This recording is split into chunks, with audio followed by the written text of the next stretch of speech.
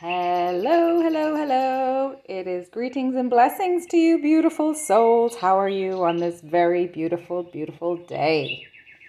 Well, I hope it is for you. Today we're doing a pick a card. I am Alicia Barani Manahari, and we've got 3 piles today. Our topic today, I was inspired to do, is who is missing you? So we're going to call on your guides, my guides, and Holy Spirit to guide us through this question and these energies. So pile number 1, we have this beautiful dragonfly that says have courage. Pile number 2, we've got this beautiful gold fortune cookie. I always forget the name of what that is. And we've got a little message inside, and we've got some of these crystals, which I just forgot that they were in there. And the crystals, I knew the message was here.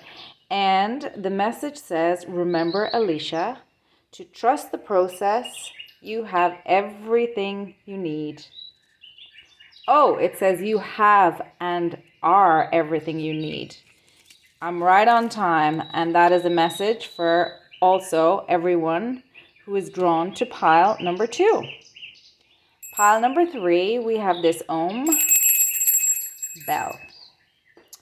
Okay, take a moment, decide which pile is for you. Maybe take a breath or stop the video, whatever is your process. I am going to get started with pile number 1. Okay, pile number 1. We'll put your have courage there. And we'll put your number 1 here. We'll get started with your oracle cards. Your nakshatra card is Ardra, and it's fully in Gemini. And look at this beautiful, beautiful, rich grass green, light green, lime green. Just very vibrant. Oh, prosperity you have from the Sacred Activations, Sacred Geometry Activations Oracle deck. And prosperity has a message on it that says, the frequency of prosperity supports our feeling of being well balanced by allowing the inclusion of everything that makes our body, mind, heart, soul, and spirit sing. I'm noticing body, mind, heart, soul, and spirit sing. That's 5 components, or 5. We're moving to the 5D, so that's kind of just giving some kind of, the words I'm hearing is our integration and synergy.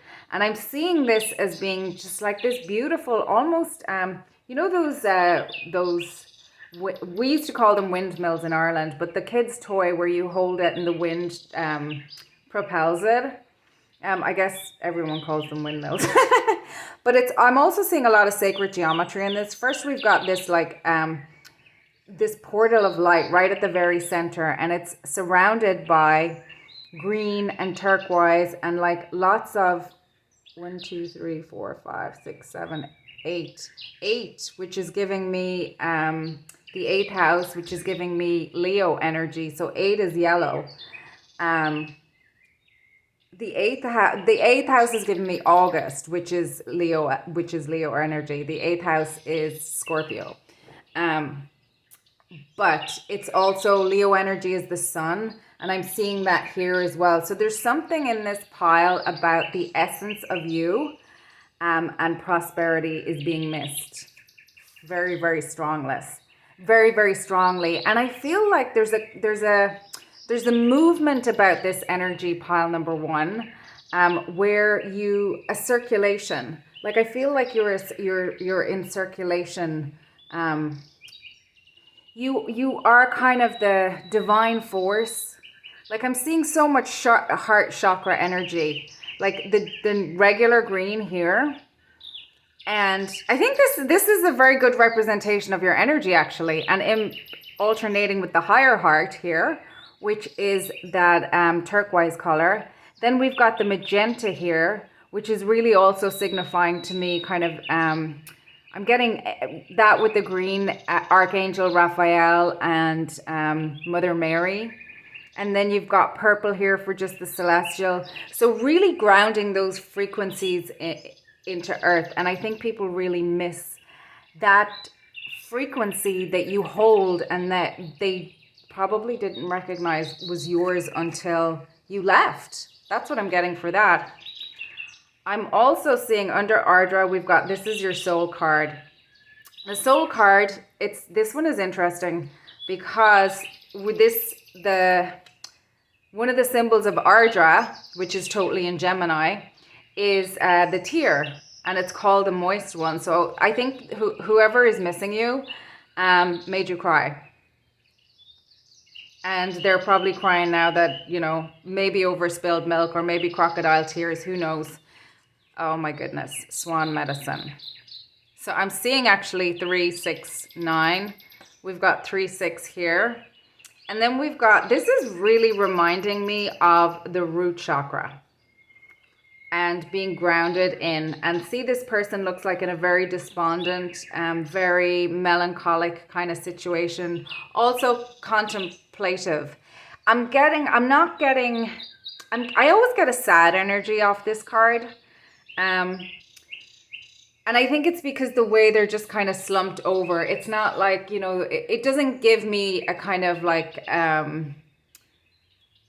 happy, relaxed feel, if I want to put it that way, or a contented, relaxed feel. Maybe because of like the way they're kind of slumped over, the way their hand is in their chin. And we tend to do that when we're, I guess, perplexed or confused, or when we feel like we've done something wrong or something bad. You know, they often, like, it can be associated with shame as well.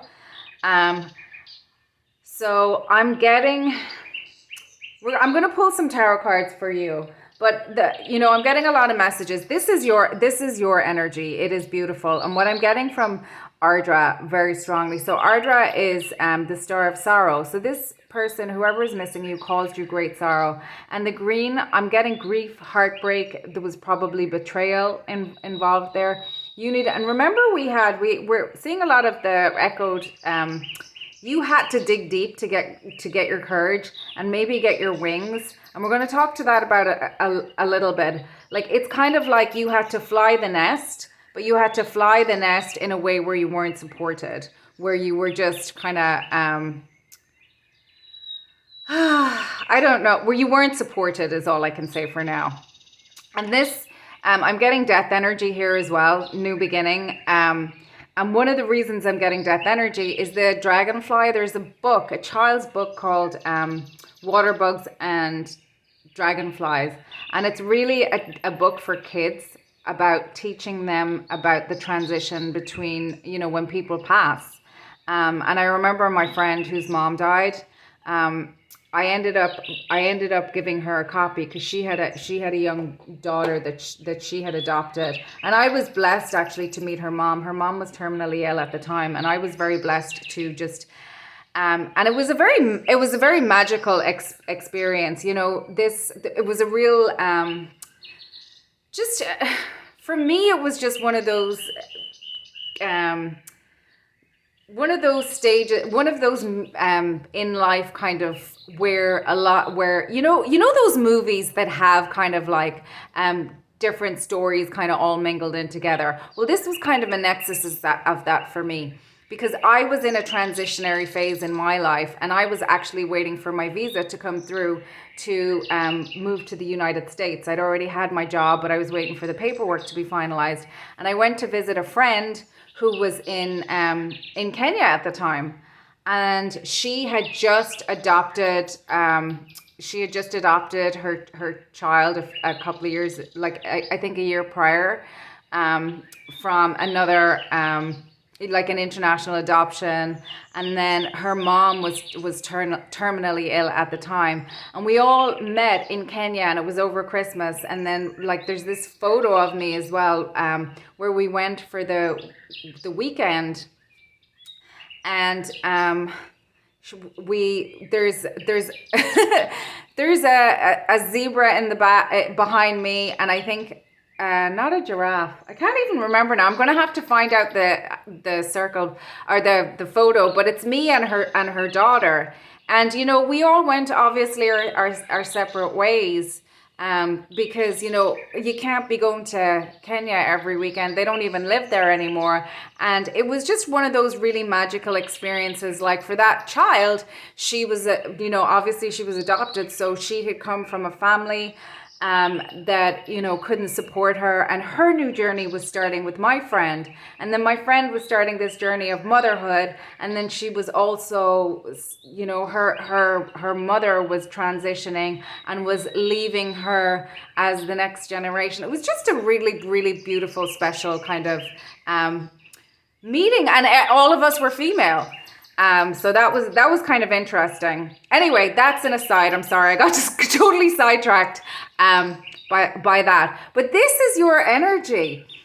You just have, and I think you probably had to. I'm seeing that it's dark around here, so you, because of whatever this betrayal, heartbreak, that put you into this contemplative, reflective state where you had to ground yourself, and you may have gone into nature, you may have really connected with nature, maybe that's something that really helped you.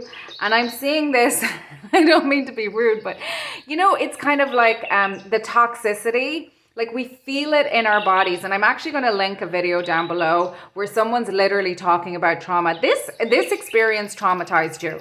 Whatever it was, whoever it was, I'm getting actually really strong caretaker energy, like from formative years, or I'm getting like it's an intimate connection. I'm getting somebody that you partnered with, either in something that you loved. So it could have been partnership of the heart. It could have been, you know, it could have been a sibling. It could have been someone who you considered like your ride or die friend. But whoever it was, just you saw, I'm seeing the facets of this diamond. You saw their two-facedness. And Gemini is not two-facedness, it's the twins, but I'm getting two-faced for this situation for you, pile number one. And I'm seeing sharp, forceful, balanced. You had to come into balance. Whatever this experience was with this person, you had to come into balance, and you had to heal from that sorrow. You were plunged into an oblivion, like a darkness, a void, and in there you rediscovered. Because I'm getting really strongly that you had this pixie dust, stardust, sparkle dust. You had just this. I'm just seeing this beautiful child. I don't know if you remember that model a few years ago. She was an Indian model, and she had green or blue eyes. She was really, really, really unusual looking. But I'm getting that kind of like, you know, the child that just really kind of stands out. Not that they're kind of otherworldly, or they look like a fairy. A lot of kids have that, but you had something that was just different, unique, indigo, and it was, people didn't know what it was, and they didn't know how to put a label on it. And maybe that should be a lesson to us about putting labels on things, and maybe, you know, getting to know the child rather than like helping them explore who they are, rather than that traditional, like, children should be seen and not heard, and I'm going to tell you who you are. I'm going to tell you how to show up in life. I like see this here, the power to make efforts. I think in this situation, you hit a very, very hard, traumatic situation, or bunch of situations, or time in your life, or something. And your ride or die was just like, oh, you want me to help? Well, actually, I think I'm going to be washing my hair tonight, kind of energy. And you're just like, wait, what? I'm getting into, like, proximity is not intimacy. Because Gemini energy is your day-to-day. Your day-to-day people. It could be people, you know, it's people that you work with. It's people in your day-to-day life, your family, your friends, your people that you socialize with. But you might have mistaken kind of friendliness, for more intimacy. And I'm hearing that, I'm hearing that kind of phrase, well, like if they're giving it for free, just take it. But not in a good way. Like I'm feeling a very transactional space around you. And I think you've just really had to learn the hard way that, that not everybody has your best interests at heart. And, I'm hearing that, on, what is it?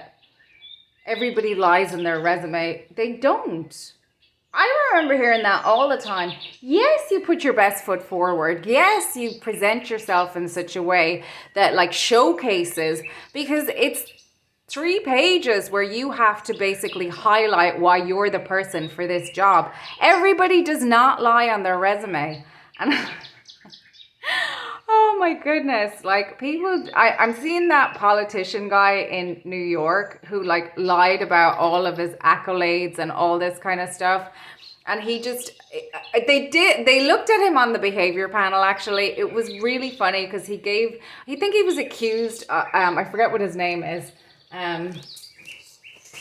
But he was accused of stealing money from, I think, some charity that was like to do with blind dogs or something. And he, like in the interview, he said something like, "Oh, I never stole money from a blind dog," or something. Like, just really getting off on a technicality, but totally knowing that he was just like crooked as hell.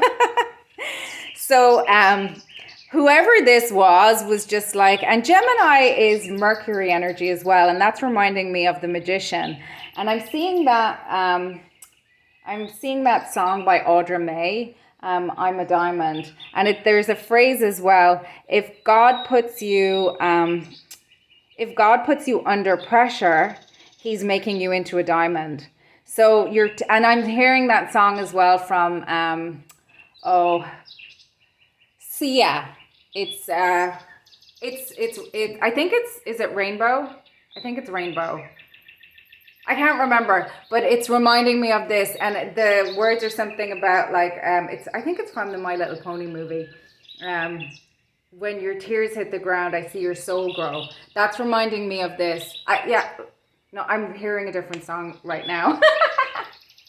Oh my gosh! But the Audra May song is coming to me. What is it? I'm a diamond. What good is a diamond in a world brought to its knees and flooded in hatred? Oh, it's nothing sacred but a stone sharp and cold, and still you covet me. Here I am upon your hand. See how bright I shine. Beauty fades, so I remain the picture of your life, the proof you did it right.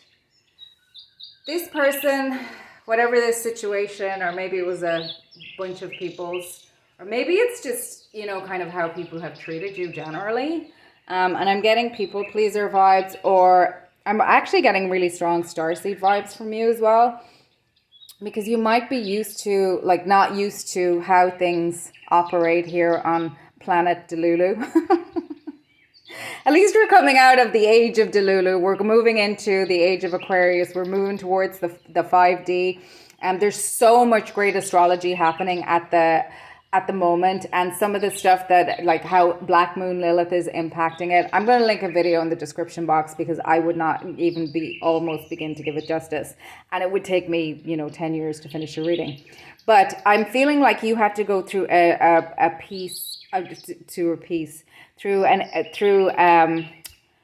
time where you basically were just under pressure. Nobody helped you. The power to make efforts. Nobody bothered to put themselves out, and you probably learned that you couldn't ask for help, and you transformed. Coal turns into the diamond, and that which you were in the darkness just became brighter and brighter and brighter. And this is leading me to swan medicine. Swan medicine is just so beautiful. And straight away we've got the I'm hearing the ugly duckling, and the ugly duckling story, like in that they were really like all of the other ducklings like ganged up on them, and apparently it was really brutal, like the original version. It's not this fluffy thing that we tell kids, and I always kind of didn't like it either, because the way it's taught now, or the way it's shared now to kids, like it doesn't really get to the crux of the issue of the transformation. It doesn't teach kids about transformation. It's kind of like, well, you know, if you look different, you'll be accepted, or if you look the same, you'll be accepted. And I really just don't like that. So, but swan medicine is so beautiful. So the story of Swan is, it's little Swan. Again, the ugly duckling was looking towards the future, and I think you had to start over because of whatever this was. And in doing that, you know, there's a in the Swan story, Swan comes to the coolness of the golden pond. So I feel like, you know, to get away from the heat of whatever this situation was for you, that you had to go and, like, you know, cool, like into the, I'm getting into the cool, like you were in the fires of pretty much hell on earth. And so Swan was wondering about, you know, the future, and they knew that they had kind of wandered into dream time as they were sitting down, but Swan, by accident, so Swan is alone, and it happened on her maiden flight, and that is coming to, like, I'm getting a lot of, with, even though Gemini is ruled by Mercury and air is Gemini, and it is air sign is masculine energy, I feel that it was feminine energy that really helped you, that really helped you heal, and connecting to spirit really helped you heal in the darkness. And of course, transformation is very heavily associated with Kali.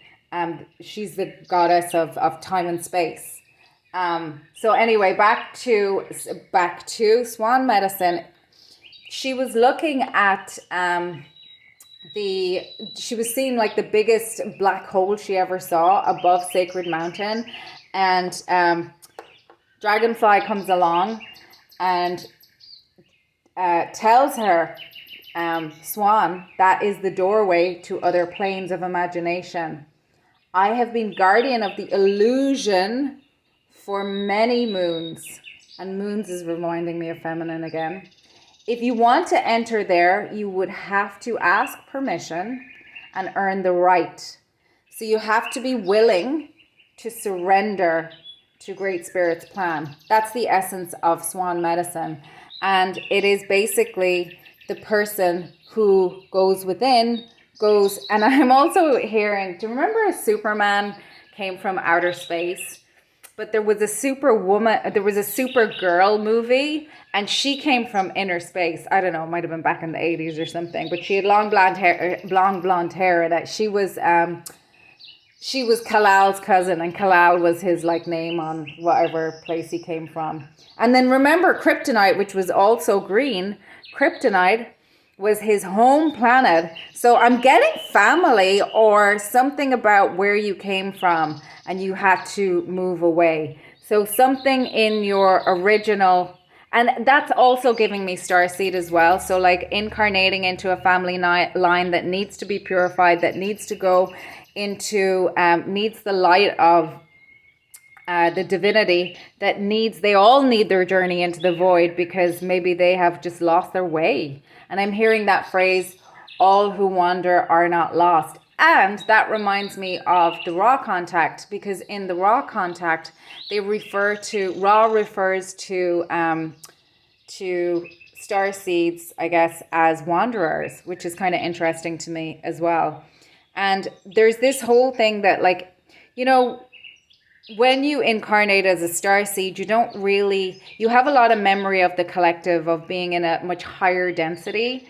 And what I mean by density is like here on Earth, everything is like matter based. We don't, there's a hive mind on the other side. We don't like, and we still have like here on Earth, we have the Maya, and part of the Maya, with the Maya comes this, this 3D experience that we have. And we're not in nature, we're part of nature. So releasing not only our emotions, but also like we as a human race, we eliminate, like we have to nourish ourselves with physical food and physical water, and then we have to eliminate that as well. So this is really giving me like having to learn how to not only be secure in your body, but also healing, grounding, and eliminating from your auric field and from your literal physical body the toxins. Because they say that I know that I remember reading about a study. I don't know what the study was, but it was referenced in, I don't know, some podcast or something, where I think actually it was Brené Brown who was talking about it, and she is obviously one of the, well, not obviously if you don't know her, but she studies shame. Like that's what shame and vulnerability. And she was saying that when they do biofeedback on the emotion of shame, it's literally like acidic in your body. Like it really damages your body. And then we talk, Dr. Ramani talks about like the psychology piece of it, the way being in like narcissistic, what we call narcissistic dynamics, and being exposed to that over time, and especially if you're born into it, because you internalize it and then you go out into the world, and if you don't heal it, if you don't purify it, if you don't give it back to Earth Mother Gaia and to the cosmos, if you don't get it out of we're back to body, mind, heart, soul, and spirit. You cannot get back to a place of purity where you're manifesting from a divine place, and you're manifesting the things that you truly want to manifest, because you don't even know what they are when you're so projected on, and you're so busy trying to carry everybody else's burdens, and you're so overwhelmed, and you're in survival mode in your body, in your nervous system, mentally overwhelmed. And I'm thinking that narcissistic dynamics, it's the equivalent of like keeping the other person in the phrase that's coming to mind is barefoot and pregnant. Just keep them so they can't move on, can't move away. And I'm not saying that like every narcissist does barefoot and pregnant, or anyone who's been in a narcissistic relationship has experienced that. It's just an analogy for the energies, if that makes sense. So I think I'm going to pull some tarot for you. So anyway, Swan agrees to surrender to spirit, makes the decision that they want to surrender to spirit. And the deal is that the deal you must make is not only surrender to spirit, but you must go along with spirit's plan, and you must not try to change spirit's plan. It's a acceptance. And the acceptance is that being in alignment with spirit is for the highest and greatest good for yourself and for all at large. And spirit knows more than we know. And spirit will, if you clear out your mind, body, heart, soul, and spirit of toxins, of impurities would also be those which are not of divine, those which are not, that are of somebody else. It's not like you're going to be you're going to become an amnesiac, and you're going to have amnesia and that you're going to forget everything. It's just that you're going to know what matters to you. Your yeses will be yeses, your no's will be no. You'll know what is your emotions and what your triggers are, positive and negative. I always think of that phrase, when you meet your person, they will not make your knees go weak. because there's always time. There's always, they make you feel safe. You're not in fight or flight when you're around them. You're able to show up and be yourself. And that's why it's nice to kind of just, take it easy getting to know new people, getting their energy. And it's also reminding me of Tantra as well. The 3 layers of Tantra, like get to know your own energy, kind of be adjacent to somebody else's energy. And then when you connect with that person and you want to go in the intimate space, and I'm talking energetically. I'm not talking about necessarily in the bedroom. That for me, like, applies to, obviously you're born into a family. So you're intimate with them before you have really any choice. But they might not be intimate with you. And that's a hard lesson when you grow up and you learn that actually, proximity is not intimacy. So I'm going to pull some tarot for you, pile number 1. I keep saying that. The other thing about swan medicine is that swan makes the decision, and decision means to cut away. So swan makes the decision to cut away from that which, basically attachments, from their ego, and surrendering to spirit and letting spirit make the decision of what is needed for them. And swan goes into the vortex, and when swan comes out a few days later, swan is told, like, I can't even speak. Dragonfly is really surprised when Dragonfly sees swan, because swan went in the duckling, and from the story it's called the ugly duckling. So he wasn't ugly, he wasn't a swan. And comes out looking like the swan. And, they're white, and she has grace, and she has this long neck, and she's elegant and just beautiful. And, swan is asked by Dragonfly, what did you learn? And swan tells Dragonfly that she learned to surrender her body to spirit. And now that we know so much more about things like the nervous system and PTSD and how the emotions work in the body and all that kind of stuff, it kind of makes more sense how, again, the body, the mind, heart, soul, and spirit is connected. So I am pulling tarot for you now. So on this side, I'm pulling cards for them. I might need to cover this one. Interesting. Okay. And on this side, I'm pulling cards for you. Beautiful. This is the vice versa tarot. A lot of wand energy, and it's cups over here. Interesting. Okay. So on your person's side, they're aware of the betrayal. And they knew what they were doing when they were doing it. This is the 3 of Swords. It's grief, it's betrayal. They made you cry. They stabbed you in the back. Like a knife through the heart. Like a knife through the heart. Somebody said that recently to me. When I say recently, I mean in the last year. And I went through a situation that was emotionally devastating. Next level betrayal. And somebody who calls themselves friend said to me an adjacent story about someone that she knows that was involved in a similar situation. And obviously I can't fill in on the details.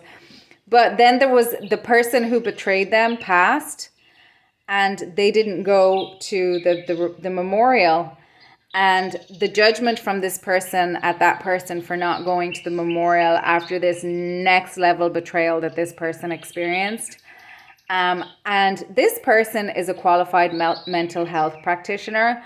And I don't know if unconsciously they were trying to, and the phrase they used was that to the people who were left behind, and by the way, did not assist this person in their betrayal, just seems to have sided with the betrayer. The betrayer is multiple. The judgment from the person that I know was like, oh, it was basically it was like a knife through the heart to the narcissist. And I was just like, if I was in that situation, I don't think I would have gone either. And I just left it at that. And there's a reality that I am going to be in that situation. So for someone to at least that's the current trajectory. And personally, like when somebody betrays you to that level, I'm like, see you next lifetime. That's an Erykah Badu song, actually. Guess I'll see you next lifetime. For this lifetime, that level, next level betrayal, we don't need to have a conversation. I know everything I need to know. But what really, really struck me in hindsight, in reflection, when I was in my own void, and sorry to make this reading about me, but I do relate to this level of you know, being outcasted or being, you know, somebody breaking your heart to that level, and for others to just diminish it or just to like not even acknowledge it, like to say some words but actually not make any effort to be there for you. And you know, I'm hearing what is that song? Something about I may be alone, but I'm not lonely. Confidently Lost by I think it's by Sabrina Claudio. I found myself confidently lost, and I feel like that's where you are. They're now missing you hella, and partly because I feel like that they're feeling grief as well for this betrayal that they not only caused you but left you to pick up the pieces on your own. And then the people who you would have turned to in the face of all of that kind of stuff was like, yeah, no, busy, sorry, no, I have something else to do. It's like, I don't know. I don't know how somebody can leave somebody like that. I saw this little cartoon once where, again, back to Brené Brown, where she was like the difference between empathy and sympathy. And she was like, empathy was like, I'm going to crawl down in here into the hole with you, and I'm going to sit there and I'm going to hold your hand. I'm not going to, you know, necessarily look for an opening in the conversation to kind of either take shots at you or to make it about me, or to let you know about to make it about me, whether it be like, well, I've been through bigger things, so now I have to take the focus off you because I can't sit with you being present in your pain, that I have to direct the energy back to me. Or that I have a problem, are we done with you yet? Let's talk about my problem. Or are we done with you yet? Let's talk about all these great things that are happening in my life. And it's not that I know you're the kind of person who's happy for them, but there are moments when you just need somebody to sit with you. And I can see when this happened to you, nobody sat with you. Nobody reached out to see, even in the aftermath, nobody reached out to see if you were okay. Nobody checked in on you. Nobody treated you like someone who didn't deserve that.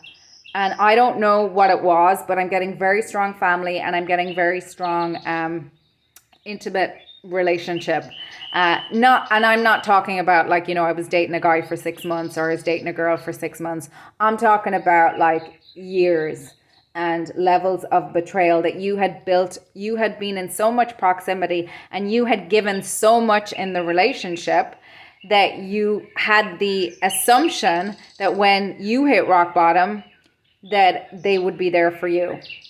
Now this person, they're the Page of Cups. They were like, they're not even, and by the Page of Cups, what I'm getting for this is that they're like, oh, really immature at love, really not even, and it's not, I'm not getting an innocent vibe from him. He's kind of standing there going, but no action. Like, and they knew also, I'm getting from this as well, that you were very, you know, when they say to talk to a small child, you get down on their level and you talk to them, you were that empathy. And now they're like, I don't know how to do empathy. And now Spirit is offering them their own cup, the Ace of Cups, but they have to temper out. They have to do it themselves. They have to do what you did. And this, the gold into the silver, sun and the moon, that is, and then we've got the pyramid in the background. That is, they need to get up off their booty and act, because that is the symbol for the pyramid, or the triangle is the masculine symbol. Whereas in the Merkaba, the upside, that side of the pyramid is, and it's pointing up to the heavens, and they have to, clear up their own. They have to clear up their own aura. They have to get in harmony with the divine spirit. They have to ground themselves. I'm seeing that, like, through their connection with spirit, and the reflection that they're seeing. I'm seeing lilies here. I'm seeing grass, and I'm seeing their reflection and the water. I've got the sun and the moon, and we've got these red wings, which are just telling me that they need to ground themselves, and they need to deal with their own nonsense. They need to deal with their own purity. They need to, learn to be able to handle the pressure by making their own effort. And now they might be left to it alone. They might be put in their own, void at the moment. They might be having a dark night of the soul. Even if they're surrounded by people, well, if you were in that environment, for example, and you were not able to rely on people, they might also be surrounded by people who don't do that for them, or have witnessed what has happened for you, and maybe something came to the light, because I can see nobody helped you at the time. Of whatever this was, and now you're coming into the Two of Cups. We've got for me, that's the North Star. That's your North Node, North Star. You've grounded. You've released your toxicity. And it's not that you were a toxic person, but like if you live in squalor, it's going to get on you. So you have to get it out of your body, and out of your auric field, and out of your mind as well. And it's reminding me of, what is that song, Company? It's by Layla Blue. And it's talking about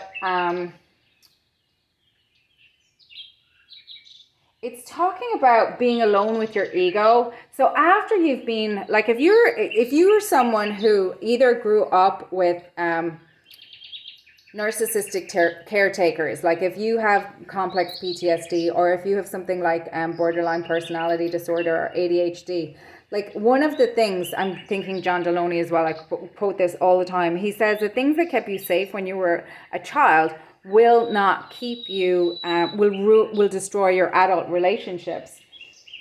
And that song, Company, is talking about, when anyone who's had, an ego death, or been in the dark night of the soul, or several, because life is cyclical. And you learn as you go through these cycles, you learn how to build up your own inner strength. You learn how to build up your own confidence in spirit, confidence in yourself. You learn what matters to you. You really get put in touch, and you learn how to deal with change, because you have no choice. Because if there's nobody there to help you, you have to do it. Even if you seemed like the resilient one in the past, you could have been resilient in many ways, as in you could have been a people pleaser type person, and you could have had people feeding off of you. You could have had a lot of vampiric and parasitic people around you. And then when you go into the prosperity, before you get to the prosperity, you have to detox all this. You have to detox all this stuff. And even after you detox all this stuff, I'm seeing like, okay, here we've got the Queen of Wands. You become your own Queen of Wands. Look, she's facing off at the Sphinx, and look at all this grounding behind her. Like she's sitting in a throne of wisdom, of roots. Like, could she be more rooted? And it's wooden as well. She's the Queen of Wands. The Seven of Wands, it doesn't mean that they're not going to come for you. They're still going to come for you. You're just going to be able to handle it. But you'll also have support. The Queen of Wands, her, she brings beauty and joy to sensuality. I'm getting Venusian energy. And I remember someone saying that, like, people with a Venusian quality to them, when they have this gravitas, like when they have a strong Venus and they have this gravitas, because Venus is about beauty, but it's about cultivating the beauty on the inside with your values, as well as, what's on the surface. And beauty and sensuality and all that kind of stuff. But in order to be able to have that consistently, and to protect that consistently, you need to be able to say no. You need to be able to have discernment, and you need to know who you're partnering with.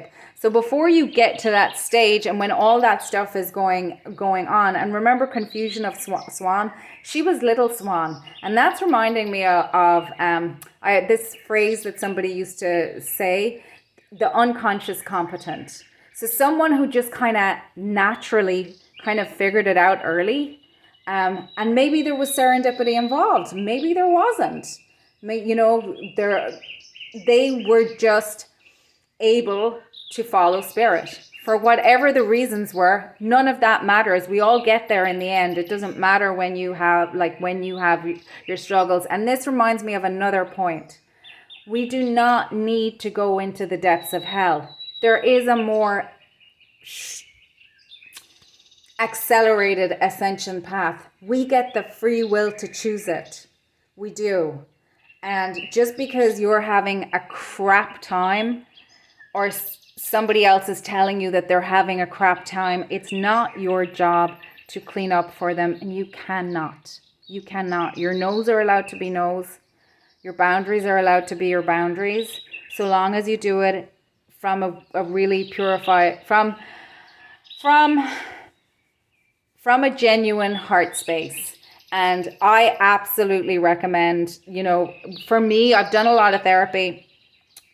And what I love about therapy is that they don't give you advice, and they don't tell you what to do. They hold space for you to ask these questions.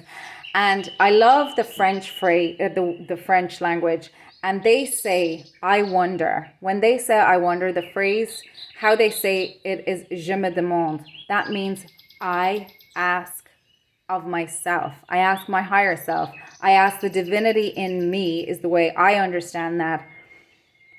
I wonder. And wonder is it's just such a highly elevated frequency for me. It's kind of that like they say that curiosity is a good way to kind of get away from, to get into the higher realms, to get away from the stress of the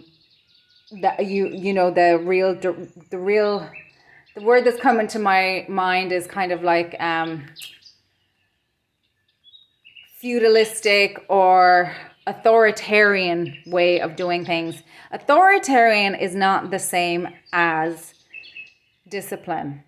Punishment is not the same as discipline. Discernment is not the same as judgment in one way.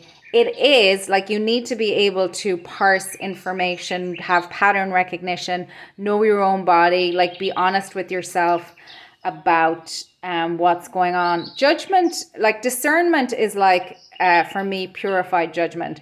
Judgment can be clouded by your emotions. And it's a constant practice to, you know, we shower every day, we eat every day, we're in 3D land. Even on the other side, like I do think that like what we don't know what their spiritual practices are on the other side, but I know that they have them, but I just don't know what they are. And that never occurred to me before. My eyes are laughing and so are yours. But yeah, and then so you 7 of Wands, defensive position, and then you have, we're talking about the Knight of, we've got the Knight of Swords here. I'm going to pull some starseed cards for you because I feel like you're a starseed and I feel like you're amazing. I think whoever misses you, pile number 1, is really going through it now, and I don't, or will be going through it. Their invitation is to alchemize, whether they choose to do that or not. Spirit's never going to force them into doing something. They can still, Way of Pearls, how beautiful. How beautiful. Liminal space, new energies, trust, time, and growth. I think your time of prosperity. So prosperity to me is kind of like abundance, I guess, in a way, is applied prosperity, but in the 3D. Key to your freedom. Healed inner child. Create inner safety. Self-kindness. Oh, that's so, so beautiful. I'm getting a lot of divine feminine energy to help you just really heal. And Queen is healer energy as well. Queen of Wands. Creativity. Earth is also it's a feminine element. And then just really listening to spirit. The Knight of Swords is the fastest moving knight in the deck. And it's also that kind of,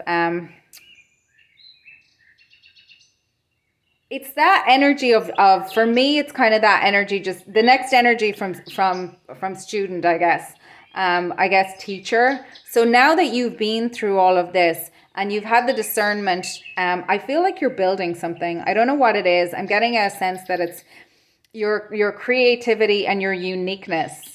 I'm getting uniqueness from Swan as well. And just this, remember we talked about it at the beginning, just this beautiful kaleidoscope of energy that you have, experience, and I'm just seeing this, like your aura is just like, I don't want to say psychedelic because it's not psychedelic. Like there's, the thing I'm hearing is there's no and guidance. You are, I want to put that over there so we still see that prosperity card. You are a guide to others because of what you've been through, because how you are an embodiment of the healing that you healed yourself. Healer, heal thyself. I heard some other thing there, but I forget. It's gone now. And then the unicorn. The unicorn only appears to those who are pure of heart. I'm seeing you've been through a tower. I'm seeing a tower of light. What is that tower? Is it the tower where the Empress lives in? What I was going to say is if you don't see it growing yet, in like if it hasn't quite manifested yet in the 3D, like the seeds are planted, and your connection to your inner child, your connection to your inner child, and with nature and play and rest. You're very, this kind of thing really takes a lot of energy. So if you're not seeing things come together in the 3D, it's happening on a subtle level. The energies are around you. You're connecting, like it's happening on the other realms, and it is grounding in here. And the Two of Cups is telling me that, you know, you're very connected with spirit, but also your partnerships are You haven't had true partnership energy, at least in a long while. But it's coming in, and I'm seeing there's quite a lot of nighttime here as well. Oh, that's that song company. Voice in my head, I can hear her. She's starting a fight with the mirror. I reach out in front to try to stop her, but it cracks. I grab the wheel, try to steer her. It's harder to breathe when I'm near her. I cover my ears, try to block her, and she laughs. Wrapped up in my white silk sheet, sleeping with the enemy. Keep on the lights, don't close your eyes, hard as she tries. She'll never be a friend to me. And I think you had to, those were all the voices in your head. That was all the projections. That was your ego. That was your, and I'm hearing that song as well, Jessie Reyes, Love in the Dark. Spirit was always with you. Even the other stuff was so loud, that you needed to turn down the volume on the pain, on how escalated. I'm seeing, crabs in a bucket, or how they cook lobsters. They turn up the water very, very gently until boiling, so that they don't know, and they go to sleep first, and then they're cooked. I'm seeing that this happened over a long period of time for you. But with the Knight of Swords, you've turned a corner, absolutely, and turned a corner. Not even, you've gone up levels. You have, oh my God, you've had a lot of angelic help as well. While you were abandoned. And I'm seeing this as being the sword of truth. And I'm seeing this also as being, you were so committed. And this looks like you're so aligned. You've got your crown chakra, your throat chakra, your higher heart, solar plexus, like everything. You just have this gorgeous, this is what I'm seeing on like your aura on the 3D. And this is what I'm seeing your aura on the higher realms. And that's coming down here. So you have learned how to modulate how much energy you want to share with others and how much energy you want to give others. And last but not least, we have Lemurian egg. And Lemuria is you're birthing something. It's just it's about to hatch, whatever it is. And I'm just really happy for you. And then of course flow. I'm going to stop there, pile number 1, because I've been talking for a really long time. If you like my readings, I would love it if you would like, comment, share, and subscribe. Pile number 1. I am going to get started with pile number 2 in a couple of minutes. And yeah, I'm sorry for what you've been through, but I can also see that what you've been through has really made you a diamond. I can see that, you're grateful for where it took you, but navigating it and dealing with it was just really, really, really tough for you. And you've got Soul Fam on the web. I hope you can get some solace from my readings and from the things I put out. I'm sending you lots of love and light, pile number 1, and take heart. You are about to enter in this phase of prosperity, and the people who are missing you are the ones that chose not to share this next stage with you through their ignorance, I'm going to say. But inside ignorance, there can be a lot of damage caused, and you took the brunt of it, pile number 1. So pile number 2, we are starting pile number 2. So your nakshatra card is Swati, the independent one. Your Sacred Geometry Activations card is card number 42. The frequency of Tantric journey helps us to unlock the hidden knowledge and wisdom that we intrinsically hold about how to reach a state of wholeness. and completion through our sensual experiences with ourselves and with another. All righty. This is your soul card. Actually, I want to put these in the middle, because we're asking who misses you. The independent one is telling me straight away someone that you left. That you tried to partner with, but had to go independent. And now, this is the, like, it's reminding me of the snake eating its tail. Let's put that there. So we've got the sword as one of the, I think I'm going to put this up here.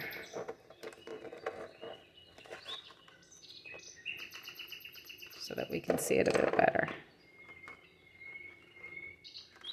Okay, that didn't really work. Squirrel medicine. Squirrel medicine.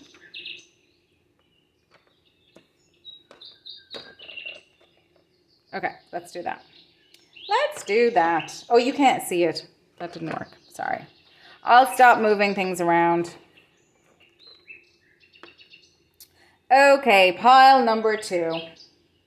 So Swati is the independent one. The power to scatter like wind. I feel like you scattered like wind. And you have got the sword there. The self-going star. Adaptable, changeable, flexible. I remember when I was a kid, they used to say that the Irish weather was changeable. So that was just an easy way of saying that we never knew what it was going to be like. Flexible, fickle, indecisive, sensitive, merciful, curious. And it's completely in Libra. And Libra is an air sign. And Libra, associated with Libra, is I balance. So I think learning to be in partnership or relationship was something that you are working on in this life, and this was a relationship that went south, and whoever this person was that you're thinking of, pile number 2, they tried to control you, and you were like, what the heck are you doing? Swati is one of the they want to be they want freedom, but they want freedom in, it's reminding me of the Irish word for freedom, which is, I say Saoirse. Saoirse Ronan says Saoirse. She's from the east, I'm from the west, so we have very different accents. Dublin has a very different accent to the west where I am from. So I say Saoirse, and Saoirse as in like, you know, seer to see. That's the way I say it, but you know, we have different ways of saying it. And Saoirse in Irish, it means freedom, but it also means the freedom to be who I am, the freedom to be myself. And I am that I am, that means the God in me, the freedom to be the purest, most authentic version of me. Not something, I think I was watching Megyn Kelly, and they were taking the Mickey out of some celebrity, and the person she was, you know, kind of having a hat on her panel was saying like, I think this person thinks that like authenticity and whatever the, you know, divine feminine buzzwords are, is something that you can just go in and you can just pick off a shelf and put in your cart, that you can just buy it. No, it's an alchemization process. And it's actually what we're kind of born with. It's like, if you see, everyone loves being around a little baby if they're like if they're generally healthy, or if they're generally in an okay mood or something. I'm kind of thinking like, you know, if they're not projecting onto the baby, if you can just meet the baby where it is. Babies just have this like there's just this innocent energy about them, you know, and like baby animals and stuff, like when they're just innocent and silly, and I guess they're non-threatening as well. But some people just don't like babies as well. So I don't know why I'm bringing that up. I guess that's being able to kind of palate cleanse your own palate. Swati also has with the sword, it has the ability and the kind of, what do you call it, the rite of passage, I guess, or the power to cut cords. And this actually is a cord cutting candle that's burning here. And we're talking about who's missing you. So I think that I'm hoping, and I've set the intention that whatever, for the greatest and highest good, that the right messages come through for you, and that, you have the information that you need to make your decisions in life in general, not just for this reading, obviously, but to be healthy and be supported in your version of whatever your life path is, basically. So, squirrel medicine is cute. It's so air is kind of giving me the power to scatter like the wind as well, giving me a little kind of jumpy energy. It can be, kind of gusty, I guess. The breeze can be gentle, but it can also feel gusty for somebody who is, I guess, in their comfort zone. They don't want to be bothered. They just want everything they don't want to have to think. They don't want to have to use their brain. They don't want to have to, it's reminding me of this one Seinfeld I saw years ago. And Elaine, she says to Jerry, have you got any water? And he's like, yeah, it's in the fridge. And she opens it and she's like, bottled or something. And he's like, yeah. And then she's like, but I'd have to take the cap off. So she was just being so, I don't know what she expected. Because it was just her showing up in that situation. So this person who misses you, they tried to control you. And I'm getting something about the resources, like sharing of resources, because the squirrel is about gathering. And I'm hearing gathering as in gathering together resources and planning for the future, but also a gathering. So this person may also, in part of their strategy to control you, which is not love and it's not nice, and nobody wants to be controlled. So why they would think trying to control you would lead to some sort of tantric journey with you is beyond my comprehension. But there you have it. People, and I'm hearing that song. Oh my God. It is by the White Stripes. And it is Put Her in Your Pocket. It's really crazy. You could put her in your pocket and there's no way out. Put it in a safe and lock it, and it's home, sweet home. Nobody told you that it was all right to trick a girl into thinking that she chose for herself. I'm paraphrasing now. And it goes, put her, it starts with it's a really kind of high level song of when you just the shift between he meets the person, he puts her in his pocket, and then there's a stage where he keeps her in her pocket, and then he's afraid that she's going to leave, so he wants to keep her in the pocket. It's just woo, creepy. I'm getting creepy vibes from this person, whoever they are. They wanted to make your decision for you by not giving you the resources, the information, whatever it is. So squirrel medicine teaches us to plan ahead, but they might have also isolated you, kept you away from gatherings, or at gatherings, they told other people what to think about you instead of letting you be seen for who you are. And I'm hearing Dr. Joe, the best way to plan a future is to create it. The squirrel, again, they dart around and they can fly around like at the speed of lightning around the branches of the tree, and they can jump from tree to tree.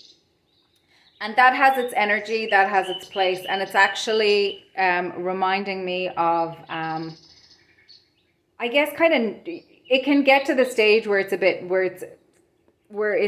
it can be neurotic if your mind just won't stop, because Libra is like when you have the imbalanced mind, like when you ruminate and it goes round and round and round. That's not healthy thinking, and that's just that's actually unhealthy thinking, because you're running a scenario. And I remember someone saying to me before that, like, worrying is like the mental wringing of the hands.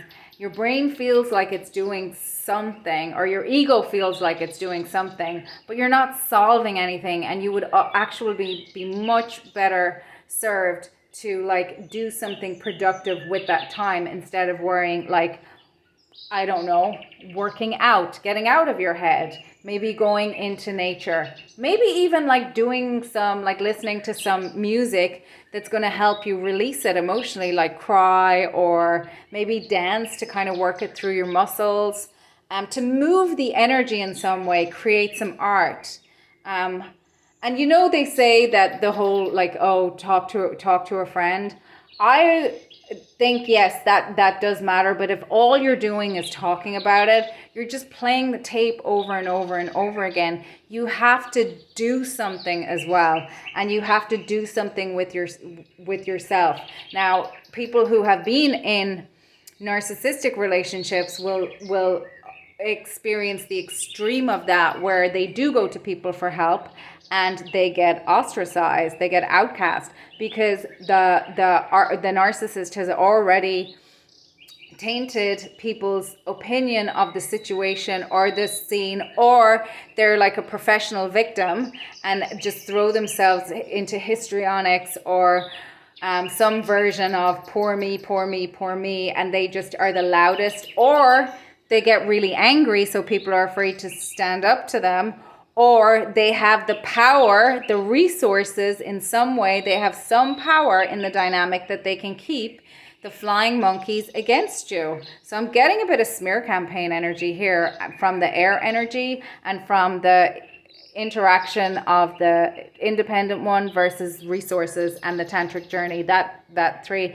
And then I'm seeing this is reminding me of Rahu, and Rahu is the dragon. The north node is Rahu, and Rahu is in the desert, and it's the head, but the body is Ketu, and the body is the headless one. So there's a dissociation there. We need to remember to take the good with us into Rahu, because otherwise we're just the head of the headless horseman. Oh my gosh. And we're just mental activity with no way to ground it in, and no way to like to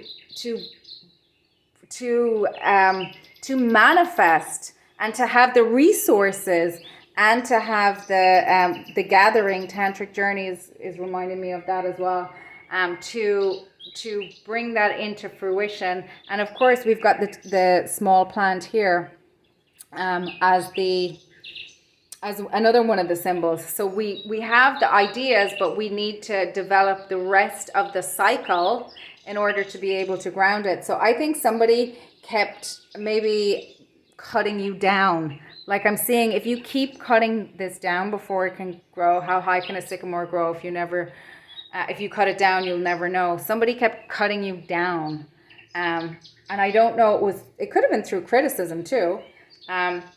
So it's about having reserves, and you can have reserves of, like, you know, money. You can have reserves of observation, which is interesting. When I remember saying to a friend of mine that you can't build when you're so busy defending yourself. And anyone who's been in, who's had PTSD or complex PTSD or one of those nervous system responses where your body is in survival mode for prolonged periods of time, and you're not getting the support, like it can spiral down very quickly. And you need to have, like,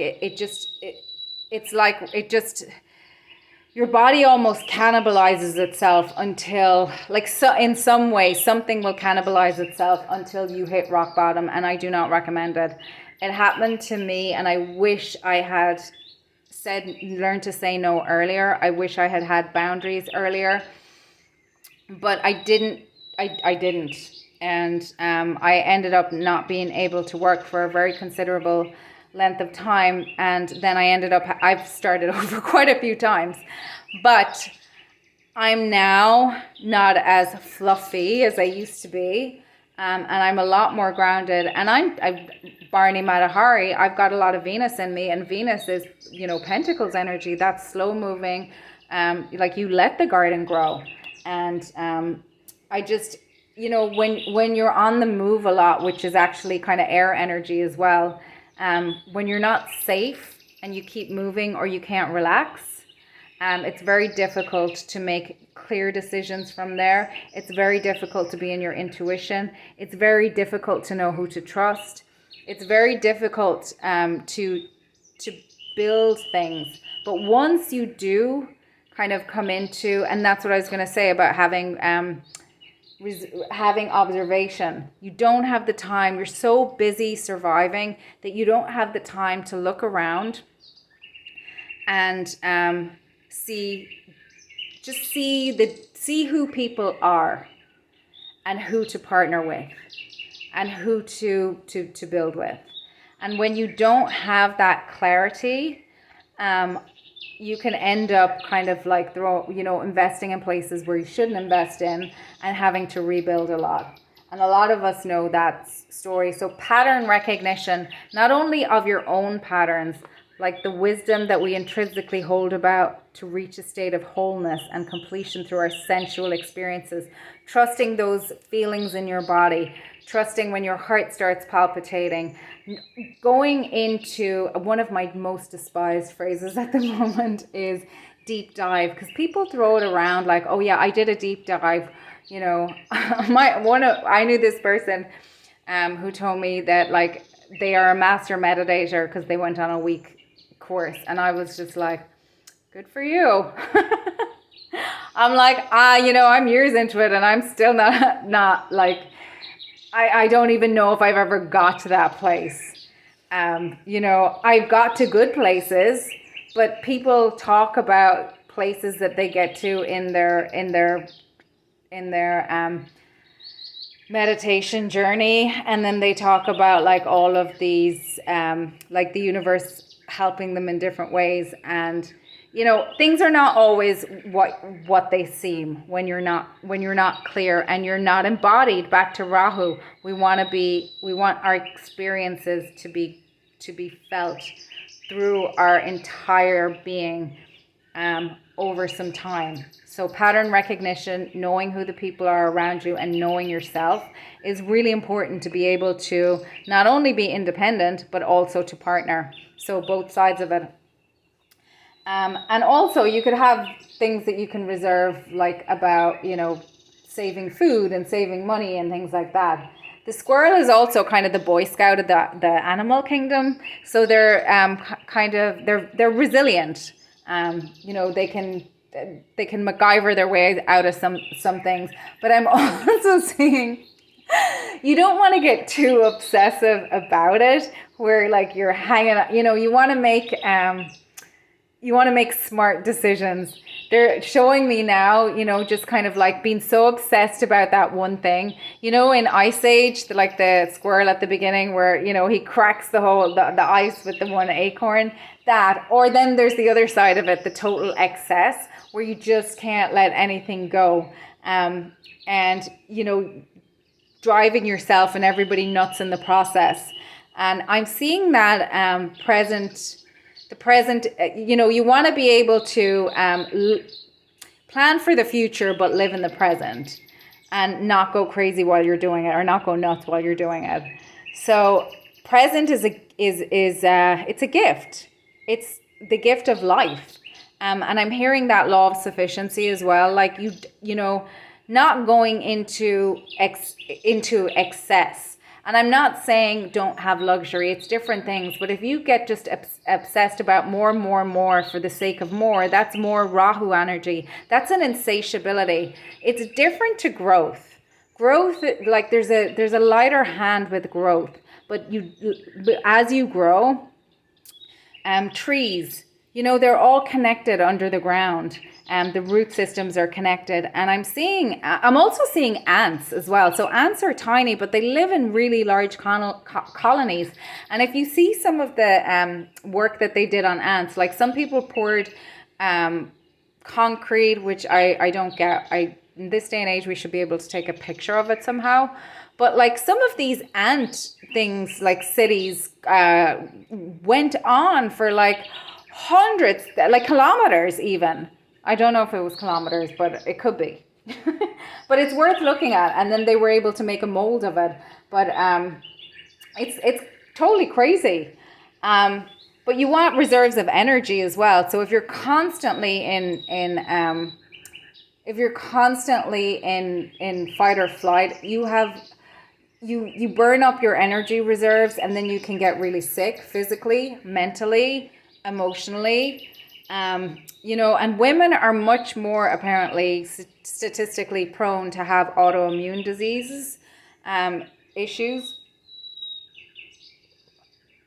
than men are. And of course, heart disease in the Western world is one of the highest killers in both men and women. And that's really, like, if you think about it, for me, AI is like people just being... AI existed long before we had what we now term AI. It's people who have their hearts offline, that are so caught up in their ego that they forget why they're doing what they're doing and what they're doing it for. And they're just that disconnected. And I'm hearing that song by Sarah Jaff, Don't Disconnect. Beautiful, beautiful song. But it really speaks to that Taurian Venusian energy of like pentacles, just the breathing, the full breath. Finish the step that you're on. Finish, in dance. Finish the step you're on, but finish the movement. Let your body feel the expression of the full movement. Give her the time to just sit there. The same in the breath. Like, we can regulate our nervous systems very quickly by readjusting our breath and bringing them into alignment. And it makes sense because we've got the breath of life. The breath is something that we can only go without for not very long. And even with super training like the deep divers, it's still not a long time relatively to what we can go, obviously, without water or food, and then without people. But back to AI, without that connection to divinity, without that connection, and whether you're an unconscious competent or you know that you're doing it,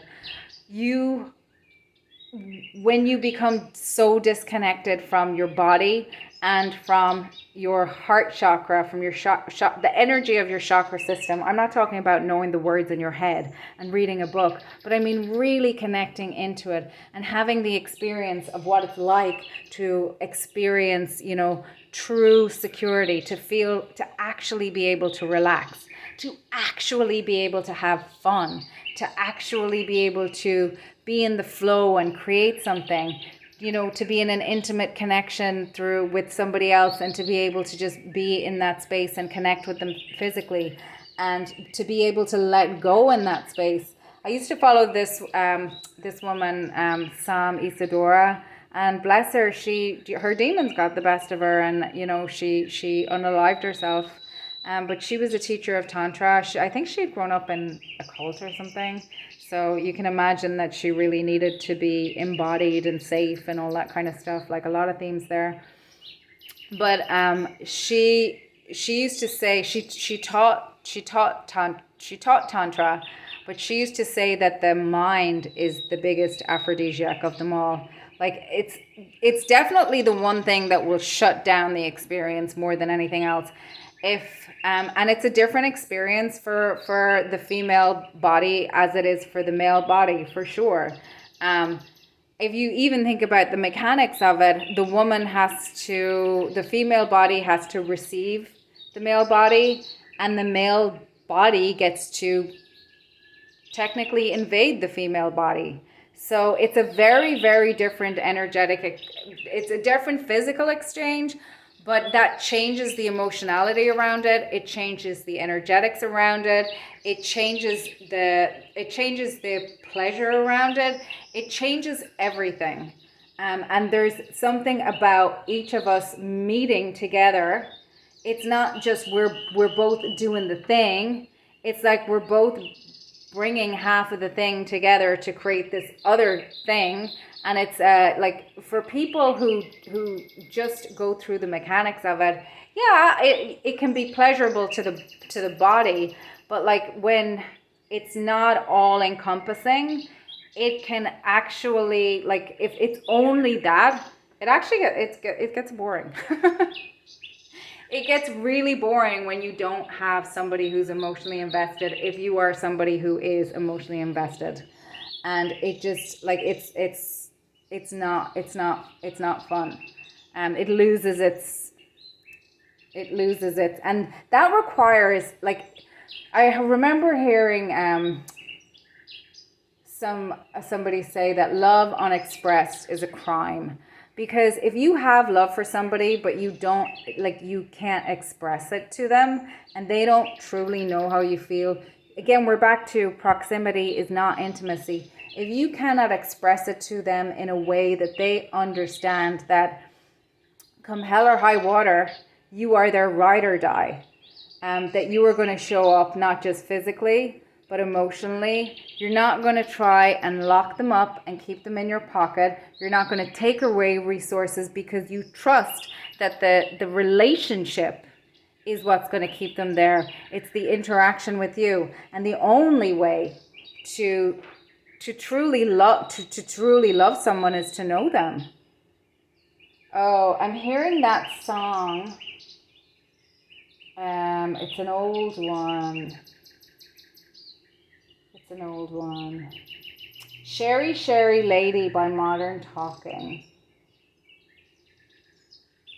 Sherry, Sherry Lady, going through the motion. Love is where you find it. Listen to your heart. Sherry, Sherry Lady, living in devotion. It's always like the first time. Let me take a part. Sherry, Sherry Lady, like there's no tomorrow. Take my heart, don't lose it. Listen to your heart. Sherry, Sherry Lady, to know you is to love you. If you call me baby, I'll always be yours. That's beautiful. So you can't claim to love someone and expect them to love you if A, you don't reveal yourself to them and you don't bother to get to know them. And yeah, interesting. And another thing we were just kind of got into with the whole tantric thing. I'm getting a strong kind of intimate ex vibe from here. So there's maybe you were in relationship with somebody who was emotionally unavailable, but who was just like, and there's one other thing. So in emotional relationships, I love Dr. John Deloney, because he talks about, like, fidelity is like where you're in relationship with somebody, and like cheating on them is not the only way you can show infidelity. You can have financial infidelity. You can be just emotionally infidel. It doesn't mean that you're having an emotional experience with somebody else. You can be a gambler. You could be a drinker. You could be whatever it is. You are refusing to share your emotional depth with the person that you say that you love. The person that maybe you did or didn't put a ring on it. Maybe that you kind of made them sing for their supper, but yet keep them on a tight leash, holding resources from them, because you're afraid if they had the resources to leave, they would go. You don't love them if that's the case. And if you're in a situation like that, they're probably lying to you because if they could show up for you, they would be showing up for you. I remember, what's his name? I forget what his name. There was a relationship coach. I forget what his name is, but he does seminars, and it's not Matthew Hussey, and it's not Matt Boggs. It's one of the other ones. I forget who it is, but it's a guy, and he said, ladies, you are in the relationship that he wants. And he was a coach of women to men.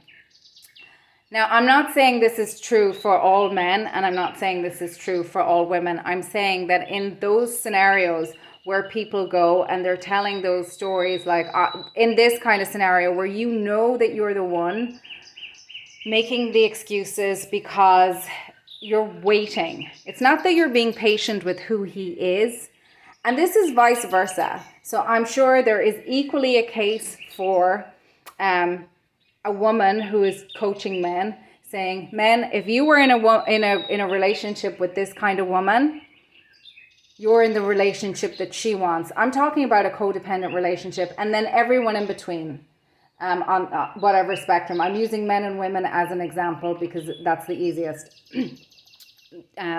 for me.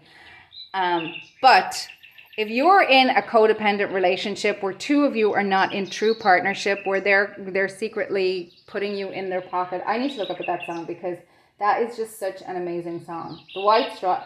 Okay, nobody ever told you it was the wrong way to trick a woman and make her feel she did it her way.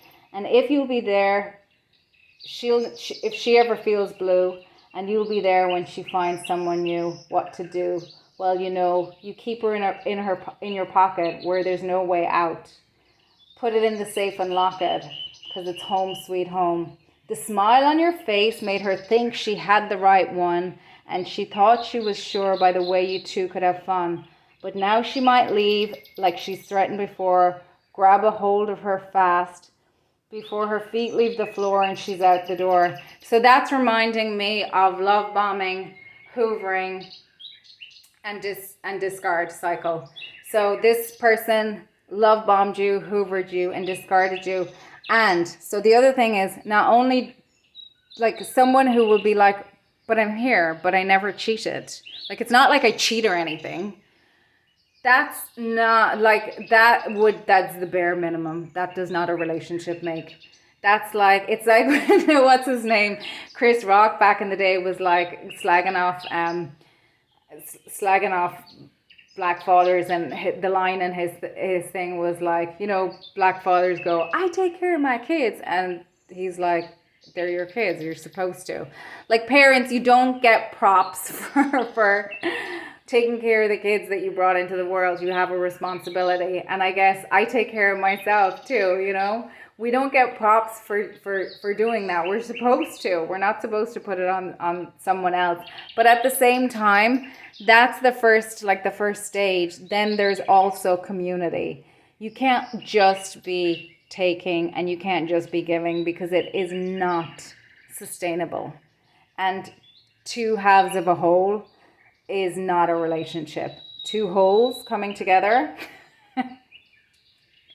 is a better relationship. Oh my God.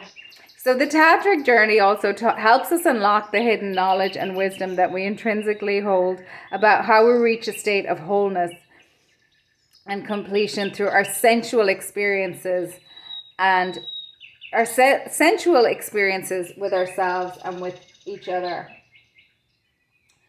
So the sensual experience, that's 3D. That's Taurus energy. I'm just still laughing. That's nature. It's art. It's dance. It's manifesting your emotions into something 3D. Like your emotions. I know that. What's her name? Or Abraham Hicks also says that the emotions are a manifestation. They absolutely are. Emotions are even the things. They also say that the things that we do them for the feelings that we want to get. But emotions are almost like this little. They're great, and they're data, they're signposts, and they help you. They help you know which way to go. But I think, were we talking about in this pile or the last pile? I can't remember. If you don't clear up the emotion, like if you don't process the emotions, if you don't metabolize the emotions, you can sit in certain emotions and they might not be the truth of like what's going on. Like you have to process them and deal with, like, the past and the present are good to be aware of, but we take action and we manifest from the present. So every moment, it's our energy, it's our intention that we're manifesting from, and we're constantly creating good and karmas that we say that we don't want. And that's really what manifestation is. And the best way to do it is to get, in harmony with our authenticity and our actual natural frequency. And there's no higher high than being able to just be relaxed, be comfortable in your own skin, and to be able to do that, like, without the aid of, substances or like to just be in your own energy, in your own mind, like maybe creating maybe doing something, walking in nature or whatever it is, without, I'm almost thinking like, just naturally being in flow, I guess is what I'm trying to say. But also that moment when you're in stillness and you're in meditation and you're just connected with your own divine frequency. And I just mean that point where that just frequency of joy and gratitude and grace, where you feel connected. We're back to the song Connected. And that can be, like I mentioned, many ways that can occur, but it's a frequency. It's that when you're engaged, you're